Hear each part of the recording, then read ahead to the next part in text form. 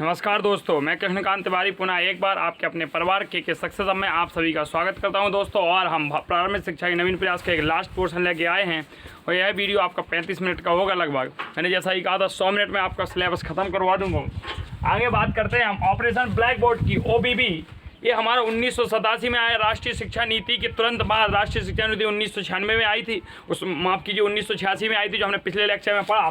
तो operation black board OBB का full form क्या होता है? ऑपरेशन ब्लैक बोर्ड 1987 में आया। इसका प्रावधान क्या था? 100 से अधिक नामांकन वाले प्राथमिक स्कूलों में 3 कक्षा कक्ष और 3 शिक्षक होने चाहिए। इनका जो प्रावधान था, इन्होंने कहा था कि 100 से अधिक यदि नामांकन है तो उसमें 3 कक्षा कक्ष और 3 शिक्षक होने चाहिए और इन 3 शिक्षक में 1 महिला का होना आवश्यक है। शौचालय की सुविधा होनी चाहिए, शौचालय भी सेपरेट होना चाहिए, बॉयज का अलग और गर्ल्स का अलग होना चाहिए। 1 कार्यालय कक्ष होना चाहिए। प्रतिवर्ष 1000 रुपये का आकस्मिक अनुदान होना चाहिए। अब इसमें कम से कम यदि नहीं हो रहा तो 2 कमरे 2 शिक्षक व 1 बरामदे का होना, 2 कमरे 2 शिक्षक व 1 बरामदे का होना अनिवार्य था। और इन 2 शिक्षकों में 1 महिला का होना भी अनिवार्य था। महिला का होना अनिवार्य इसलिए था कि जो बालिकाएं हैं वह अपनी समस्या, वह अपनी बात को महिला शिक्षक से कह सकें। एक स्कूल में कम से कम 2 शिक्षक, बात हो ही चुकी है। ताज़ी हवा, खुला वातावरण और खेल का मैदान हो। विद्यालय ऐसी जगह हो, ऐसी कहीं गंदी बस्ती में स्थापित ना हो। ऐसी जगह हो जहां बच्चों को ताज़ी हवा मिले, खुला वातावरण हो, शांति का माहौल हो और उसके साथ साथ खेलने के लिए एक विस्तृत खुला मैदान हो जहां बच्चे खेल सकें, अपना शारीरिक व्यायाम कर सकें। इसके साथ साथ अब देखते हैं इसकी विशेषताएँ क्या थी दोस्तों। तो विद्यालय और कक्षा कक्ष को आकर्षक बनाना। पहला था कि विद्यालय और कक्षा कक्ष को हम आकर्षक किस प्रकार से बनाएंगे। पहली विशेषता इसकी ये थी, बाल केंद्रित एवं क्रियाकलाप आधारित शिक्षण अधिगम। मतलब बालक को आधार मान के बाल केंद्रित शिक्षण अधिगम करवाया जाए तथा क्रियाकलाप आधारित हो। बच्चे को जो पढ़ाया जाए उससे वह क्रियाकलाप के द्वारा करवाया भी जाए। जैसे हम बीजों का अंकुरण कराते हैं तो बच्चों को कहोगे बेटा जाओ घर पर आके बीजों को फुलाओ, मट्टी में गापो, कितने दिनों में अंकुरण होता है, उनको क्रियाकलाप के तहत सिखाएंगे तो बच्चा बहुत जल्दी सीख जाता है। स्कूल में वाद्य यंत्र का जरूरी होना है। मतलब बच्चों को गाना बजाने वाले सीखने तो हारमोनियम वगैरह का होना भी क्या है? जरूरी है। अध्ययन अध्यापन हेतु न्यूनतम मदों का उल्लेख हो। भवन अध्यापकों और शिक्षण सामग्रियों का उचित प्रबंध हो। भवन का, अध्यापक का और शिक्षण टीचिंग लर्निंग मटेरियल हो जो वो भी होना चाहिए। अब एक नज़र में देखते हैं यह एक केंद्रीय योजना है। OBB क्या है? केंद्रीय योजना है। यह जो ऑपरेशन है, आपने देखा होगा एक चीड़फाड़ वाला भी ऑपरेशन होता है। ये कभी ऑपरेशन हुआ था, सर्जिकल स्ट्राइक जो की थी बालाकोट में, तो वो भी एक ऑपरेशन था। तो यह ऑपरेशन जो है वह शिक्षा से संबंधित ऑपरेशन है और यह एक केंद्रीय योजना थी। यह 7वीं पंचवर्षीय योजना के समय आया। यह 7वीं पंचवर्षीय योजना के समय आया। 9वीं पंचवर्षीय योजना के सभी प्राथमिक विद्यालयों में, 9वीं पंचवर्षीय योजना से यह सभी प्राथमिक विद्यालयों में लागू कर दिया गया। 1 अप्रैल 2002 में इसे सर्व शिक्षा अभियान में शामिल कर लिया। इसमें 2 परिवर्तन हुए। पहला संशोधन हुआ 1992 में, मौखिक सुन लेते हैं। इस संशोधन के तहत प्रत्येक विद्यालय में कम से कम 3 कमरे 3 शिक्षक अलाउ कर दिए गए थे। दूसरा संशोधन इसमें हुआ कि कक्षा कक्ष की शौचालयों की अलग अलग सुविधा होनी चाहिए। दूसरा संशोधन 1993-94 में हुआ, जिसके तहत प्रीमोस्ट कार्यक्रम हमारा आया, जो 1993 SOPT आया। तो SOPT हमारा कब आया था? 1993-94 में आया था। यह किसके तहत आया था? यह हमारे ऑपरेशन ब्लैक बोर्ड के संशोधन के तहत 1993 और 94 में आया। ऑपरेशन ब्लैक बोर्ड हमारा 7वीं पंचवर्षीय योजना में आया था, जबकि SOPT हमारा 8वीं पंचवर्षीय योजना में आया था। फोकस यहाँ करते हैं दोस्तों। अब SOPT प्राथमिक शिक्षकों का विशेष स्थापन कार्यक्रम special orientation of primary teachers 1993-94 8वीं पंचवर्षीय योजना में आया। इसमें क्या कहा गया? प्रतिवर्ष प्राथमिक शिक्षकों को प्रशिक्षण देना। इन्होंने कहा कि प्रतिवर्ष आपको प्राथमिक शिक्षकों को प्रशिक्षण देना होगा। वो यह शिक्षकों की संख्या 4.5 लाख होगी और इसका दायित्व NCERT ने पूरा किया। और NCERT का मुख्यालय दोस्तों हमारा नई दिल्ली है। इसके बाद इसके मुख्य बिंदु देख लेते हैं। NCERT 1991 की राष्ट्रीय रिपोर्ट की न्यूनतम अधिगम स्तर की दक्षताओं पर बल देता है। इन्होंने कहा जो 1991 राष्ट्रीय रिपोर्ट आई उसमें जो न्यूनतम दक्षताएं थीं उन पर भाई बल दिया कि उन पर कार्य करो ताकि वह चीज़ आगे बढ़ सके। अगला है ऑपरेशन ब्लैक बोर्ड के तहत प्राथमिक विद्यालयों की सामग्री का उपयोग हुआ। मतलब OBB के तहत जो सामग्रियां थी वह प्राथमिक विद्यालयों में यूज करने के लिए फोर्स किया गया। शैक्षिक व क्रियान्वयन केंद्रित शिक्षण था। कौशल व क्रियान्वयन केंद्रित मतलब कौशल के आधार जो बच्चा जितना अधिक शिक्षित है, शिक्षित का तात्पर्य यहाँ ये नहीं हुआ भाई एजुकेटेड है, मतलब जिसमें जितनी अच्छी स्मृति है, कौन बच्चा कितना जीनियस इंटेलिजेंट है, वह क्रियाकलाप आधारित शिक्षण, क्रियाकलाप आधारित शिक्षण था। तो एसओपीटी हमारा भी दोस्तों हो गया। अब हम बात करते हैं प्रोफेसर यशपाल समिति, मोस्ट इंपॉर्टेंट टिक कर लीजिए। प्रोफेसर यशपाल समिति अध्यक्ष इसके थे प्रोफेसर यशपाल। अध्यक्ष कौन थे? प्रोफेसर यशपाल। प्रोफेसर यशपाल की टैगलाइन क्या थी? बिना बोझ के शिक्षा। टैगलाइन क्या थी? शिक्षा बिना बोझ के। यही टैगलाइन एनसीएफ 2005 की थी। और इसके बाद देखते हैं बच्चों की स्कूली बस्ते के बोझ से जाना बुरा है, ना समझ माने का बोझ। प्रोफेसर यशपाल कहते हैं कि बच्चे का स्कूली बोझ है, स्कूली बस्ते का बोझ है, उससे ज़्यादा कहीं बच्चे को भारी है ना समझ पाने का बोझ। अर्थात बच्चा समझ नहीं पा रहा है, आपने इतना भारी सिलेबस कर दिया, उसको बच्चा समझ नहीं पा रहा है। आगे देखते हैं सुझाव और रिपोर्ट में क्या कहा गया। प्राथमिक स्तर पर विज्ञान ना हो। इन्होंने कहा प्राथमिक स्तर पर विज्ञान नहीं होनी चाहिए। दूसरा यह कहते हैं भाषा को जीवन से जोड़कर पढ़ाया जाए। इन्होंने कहा कि आप लैंग्वेज को उसके जीवन से जोड़िए, उसके नित्य प्रतिदिन की कक्षाओं से जोड़िए, जो नित्य प्रतिदिन की कक्षा जो दैनिक क्रियाकलाप करता है उससे जोड़िए।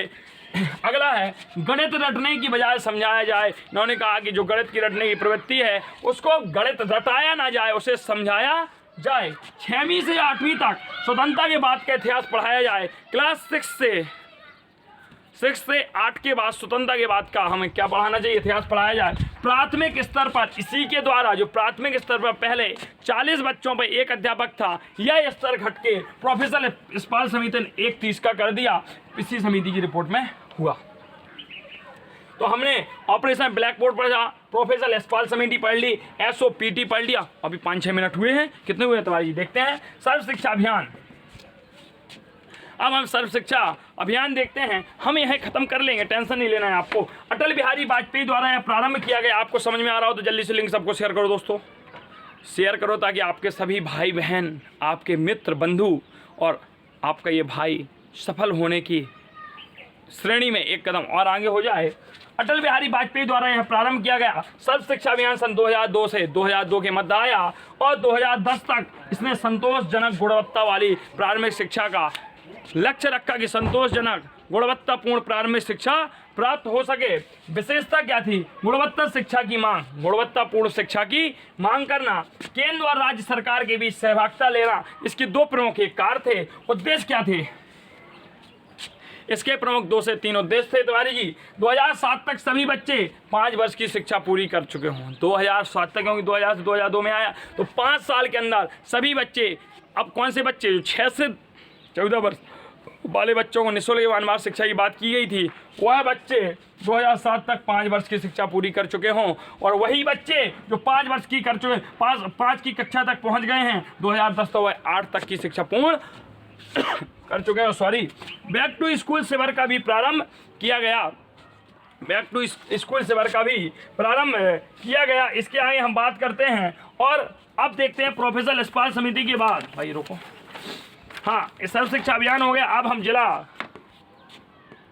प्राथमिक कार्यक्रम देखते हैं कि हमारा जिला प्राथमिक कार्यक्रम DPE क्या कहता है, डिस्ट्रिक्ट एजुकेशन पॉलिसी हमारी क्या कहती है, और इसको हम देखते हैं।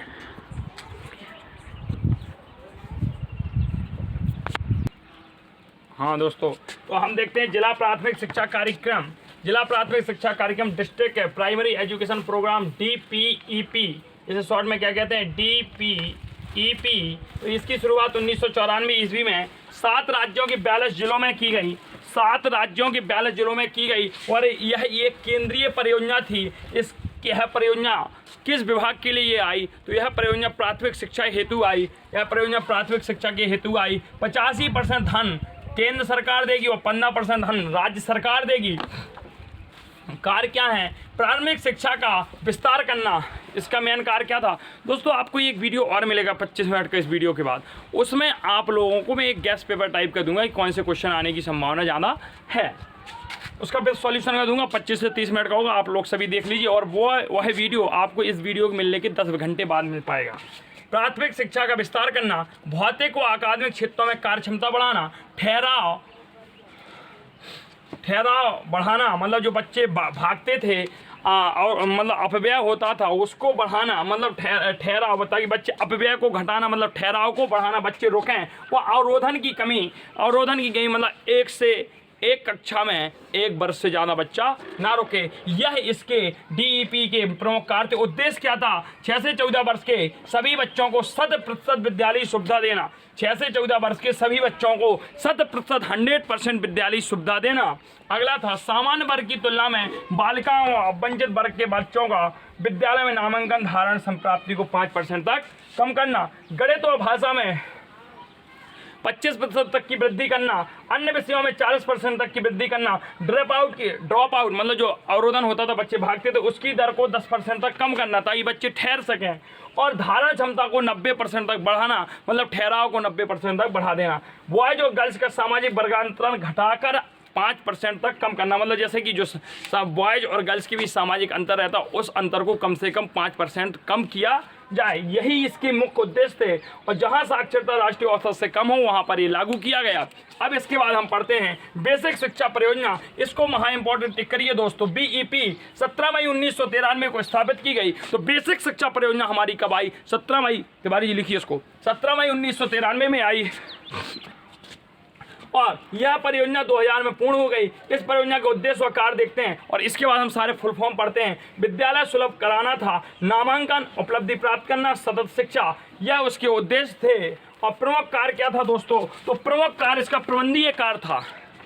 हमने इसके देखे कार्य क्या है, प्रबंधीय कार्य, अकादमिक कार्य। तो प्रबंधीय कार्य के तहत राज्य स्तर पर राज्य परियोजनाओं का संचालन, राज्य स्तर पर राज्य परियोजना परिषद, जनपद स्तर पर जिला स्तर पर जिला शिक्षा परियोजना समिति, विकास स्तर पर ब्लॉक शिक्षा समिति, ग्रामीण स्तर पर ग्राम शिक्षा समिति, मतलब राज्य स्तर पर राज्य परियोजना परिषद, जिला स्तर पर जिला शिक्षा परियोजना, ब्लॉक स्तर पर ब्लॉक शिक्षा समिति और ग्राम स्तर पर ग्राम शिक्षा समिति का गठन किया गया। यह हमारी प्रबंधीय व्यवस्था थी दोस्तों। अकादमिक व्यवस्था क्या थी? राज्य स्तर पर राज्य शैक्षिक एवं प्रशिक्षण, राज्य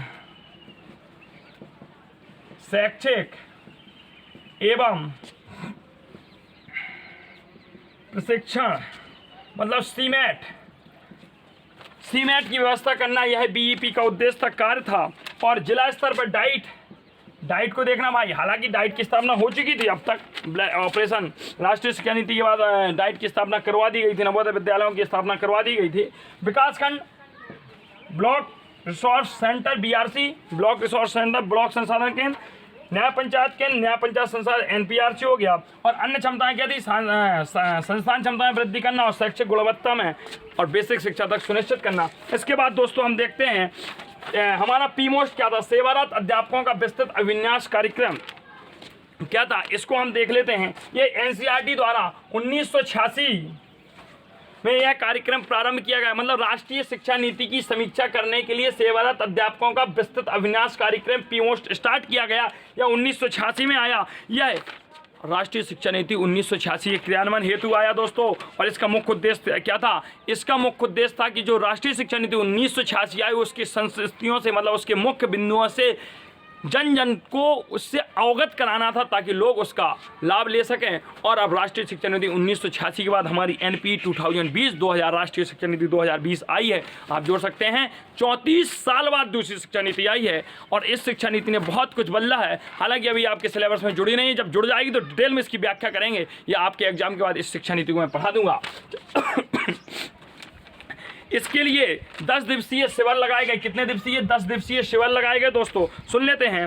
इस प्रशिक्षण सामग्री का निर्माण 2 भागों में किया गया। पहला प्राथमिक शिक्षकों के लिए, दूसरा माध्यमिक शिक्षकों के लिए। मुख्य प्रावधान क्या थे इसके हम मुख्य बिंदु देख लेते हैं, इसके बाद फुल फॉर्म पढ़ते हैं। PMOST के मुख्य बिंदु, पहला था लगभग 5 लाख अध्यापकों ने भाग लिया और विशेष शिक्षण अधिगम सामग्री का निर्माण किया, स्पेशल टीचिंग लर्निंग मटेरियल का निर्माण किया और विद्यालय और कक्षाओं को आकर्षक बनाने पर मतलब ऑपरेशन ब्लैक बोर्ड का भी सहयोग किया। क्योंकि 1986 में ऑपरेशन ब्लैक बोर्ड हमारा 1987 में आया था, उसी समय आए थे दोनों चीज़ें। शिक्षा गुणवत्ता में सुधार की बात की, इन्होंने कहा भाई शिक्षा की गुणवत्ता भी सुधार की जाए। शिक्षकों का सघन प्रशिक्षण कराए जाने की बात की और राष्ट्रीय शिक्षा नीति के विभिन्न अध्यापकों को कार्यशाला में जोड़ा गया। यह इनके विभिन्न कार्य थे। और एक हमारा SOPD था, special orientation programme of teacher चलो दोस्तों, अब इसके बाद हम एक और जल्दी से देख लेते हैं। हमारी कस्तूरबा गांधी विद्यालय, इस योजना का शुभारंभ 2004 में किया गया। इसमें क्या था, कस्तूरबा गांधी विद्यालय में क्या था, इन विद्यालयों में कम से कम 75% सीटें SC ST व अन्य पिछड़े वर्ग के लोगों को थीं तथा 25% सीटें सामान्य गरीब बालिकाओं के लिए आरक्षित की गई थीं। यह वहाँ लागू किया गया जहाँ पर महिला साक्षरता दर 10% से भी कम थी, क्रियान्वित की गई। जहां राष्ट्रीय साक्षरता दर का स्तर 46.13% थी, उससे जहां भी उससे कम राष्ट्रीय साक्षरता दर पाई गई वहां पर कस्तूरबा गांधी बालिका विद्यालय खोल दिए गए। हमारे यहाँ भर भी कस्तूरबा गांधी विद्यालय खोला गया है पास में। इसके साथ यह प्रारंभ में 2 वर्षों तक कस्तूरबा गांधी विद्यालय SS के तहत कार्य करता रहा। प्रारंभ के 2 वर्षों में SSA के तहत कार्य किया, और इसके बाद इसे स्वतंत्र घटक के रूप में 2007 में स्थापित किया गया और 1 अप्रैल 2008 में भी इसमें बदलाव किए गए दोस्तों। और यदि आपके जो मेन पॉइंट थे मैंने बता दिया, और इसका डिटेल यदि आपको पढ़ना है तो आप डिस्क्रिप्शन में लिंक दी गई है, वहाँ पर आप देख सकते हैं। इसका 30 मिनट का वीडियो है, क्योंकि हम आपको बहुत डिटेल में पढ़ा चुके हैं और इसकी जो मेन बातें थी वह हमने आपको बता दी। विद्यालय जिला शिक्षा परियोजना की स्थापना क्या था ये भी हम आपको पढ़ा चुके हैं। विद्यालय उन्मुखी कार्यक्रम भी बता दिया था। अब हम दोस्तों चलते हैं फुल फॉर्म की तरफ, और हमें फुल फॉर्म जो पूछी जाती हैं 2 नंबर की, उन पर ध्यान देना है और इन्हीं में हम कुछ चर्चाएं करते चलेंगे। और मैंने आपसे कहा है जो चीज़ें छूट गई हैं, एक तो छोड़ा नहीं है, सिलेबस को पूरा ध्यान में रख के कराया गया है, फिर भी रिवीजन है, जितना मोस्ट इंपॉर्टेंट मुझे लगा वो मैंने आपको बता दिया। फिर भी आप पढ़ते हैं फुल फॉर्म। फुल फॉर्म पहला देखते हैं RTE, राइट टू एजुकेशन, शिक्षा का अधिकार। शिक्षा का अधिकार कब लागू हुआ, 1 अप्रैल 2010 से संपूर्ण देश में लागू कर दिया गया था, सिवाय जम्मू और कश्मीर को छोड़कर। दूसरा देखते हैं NCF हमारा क्या कहता है तिवारी जी। अब हम देखते हैं NCF को, NCF हमारा क्या कहता है। तो NCF की बात करते हैं। NCF है हमारा नेशनल करिकुलम फ्रेमवर्क। यह हमारा सन 2005 में आया, प्रोफेसर यशपाल समिति की अध्यक्षता में, जो प्रोफेसर यशपाल थे उनकी अध्यक्षता में आया। इसकी टैगलाइन थी बिना बोझ की शिक्षा। और इन्होंने यह भी कहा है, सुनते चलते हैं राष्ट्रीय पाठ्यक्रम पर चर्चा, इन्होंने ये भी कहा है कि अब बच्चे को रटन प्रणाली से मुक्त करना चाहिए। रटन प्रणाली के घोर विरोधी थे प्रोफेसर यशपाल। और NCF हमारा नेशनल करिकुलम फ्रेमवर्क, राष्ट्रीय पाठ्यक्रम परिचर्चा सन 2005 में आई। ना देखो यहाँ 2 चीज़ें आपकी रिवाइज होती जा रही हैं, जो भी है हमारा पीमोस्ट कार्यक्रम। देखो हाँ चलो पीमोस्ट कार्यक्रम फिर दिया था हमने, इसको देखते हैं। Programme for mass orientation of school teachers, इसका है सेवारत। लास्ट के 2 पेज देखें, सेवारत। इसके बाद ये देखें ऐसे, हाँ सेवारत अध्यापकों, अभी यही पढ़ाया आप लोगों को, का विस्तृत अभिन्यास कार्यक्रम। यह कार्यक्रम राष्ट्रीय शिक्षा नीति 1986 के संस्तुतियों को अवगत कराने के लिए आया था। SOPT देखें भाई, special orientation of primary teachers, special orientation of primary teachers. यह हमारा प्राथमिक शिक्षकों का विशेष अनुस्थापन कार्यक्रम था। प्राथमिक शिक्षकों का विशेष अनुस्थापन कार्यक्रम था। अगला हम देखते हैं OBB, ऑपरेशन ब्लैक बोर्ड। यह हमारा 1987 में आया। इसमें 2 संशोधन किए गए, 1992 1992, उसके बाद 1993-94 में किए गए। इसका मेन उद्देश्य था कि हमें प्राथमिक विद्यालयों में, पहले इसका प्राथमिक विद्यालय में था, संशोधन के बाद 1992 में विचार किया गया, 1993 में इसे जूनियर में भी लागू कर दिया गया, उच्च प्राथमिक स्तर में भी लागू कर दिया। ऑपरेशन ब्लैक बोर्ड या केंद्र सरकार द्वारा चलाई गई यह योजना थी। राष्ट्रीय शिक्षा 1986 के बाद यह योजना आई, ऑपरेशन ब्लैक बोर्ड। इसके बाद बीईपी पढ़ते हैं। बीईपी हमारी बेसिक एजुकेशन प्रोग्राम था या बेसिक शिक्षा परियोजना थी। 17 मई 1993 को आई या लो 1987 में आई। बेसिक शिक्षा परियोजना या 1993 में आई हमारी। और इसके बाद डीपीईपी देखते हैं। डीपीईपी कब आई भाई? देखो, माफ़ कीजिए, डीपीईपी 17 मई 1993 में आई थी, डिस्ट्रिक्ट प्राइमरी एजुकेशन प्रोग्राम। ये उसके बाद आई, तो भाई चेक करिएगा, डिस्ट्रिक्ट प्राइमरी एजुकेशन, दोनों देखें भाई, कंफ्यूज कर रहे हैं लगता है मुझे। डीपी अच्छा है, प्राइमरी एजुकेशन 1994 में आई ना ये। अच्छा, डीपीईपी 1994 में आई, माफ़ कीजिए, ये 17 मई 1993 ही है, सही था। ये 1994 में आई, डिस्ट्रिक्ट प्राइमरी एजुकेशन प्रोग्राम। कोई चीज़ आपको गलत नहीं दी जाएगी। जिला प्राथमिक शिक्षा कार्यक्रम या 1994 में आया या 17 मई 1993 में आई। इसके साथ बीआरसी, ब्लॉक रिसोर्स सेंटर,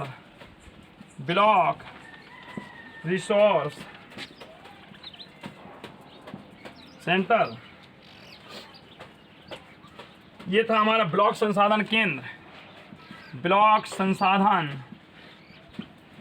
फिर था एनपीआरसी, ये था न्याय पंचायत रिसोर्स सेंटर, मतलब हम कह सकते हैं न्याय पंचायत संसाधन केंद्र, न्याय पंचायत संसाधन केंद्र। इसके बाद राष्ट्रीय शिक्षा नीति हमारी दो आई। एनपीई को हम क्या कहते हैं? राष्ट्रीय शिक्षा नीति कहते हैं दोस्तों। एनपीई अगर कहीं मिल जाए तो राष्ट्रीय शिक्षा नीति। ऐसे देख लेते हैं, ऐसे हमारा सर्व शिक्षा अभियान है। क्या है? सर्व शिक्षा अभियान है। ऐसे का फुल फॉर्म क्या है? सर्व शिक्षा अभियान। इसकी इंग्लिश जैसे आपको बनाएं। अब 2000 से 2002 में आई थी, अटल बिहारी वाजपेयी की सरकार थी। एनपीई GEL, इसे इम्पोर्टेंट टिक कर लें, ये पूछा जाता है कई बार। NPE GEL इसका प्रोग्राम है, फुल फॉर्म क्या होता है? National programme of education for girls at elementary level, मतलब प्रारंभिक स्तर पर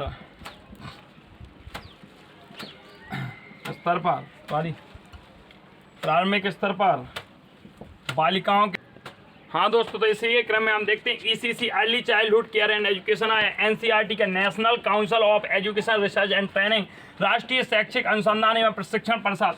और SCERT का क्या हो जाएगा? State council of education research and training central, मतलब राज्य शैक्षिक अनुसंधान एवं प्रशिक्षण परिषद। CMAT का क्या हो जाएगा? State institute of educational management and training, राज्य शैक्षिक प्रबंधन एवं प्रशिक्षण परिषद। NCTE का क्या हो जाएगा? National council of teacher education, राष्ट्रीय अध्यापक शिक्षा परिषद, जो हमारा CTT और TET एग्जाम होल्ड करवाते हैं। और NPEGEL national programme of education for girls at elementary level, प्रारंभिक स्तर पर बालिकाओं के लिए राष्ट्रीय शैक्षिक कार्यक्रम। अब एक नज़र हम मारते हैं जितने भी हमारे आयोग आए हैं उन आयोगों पर।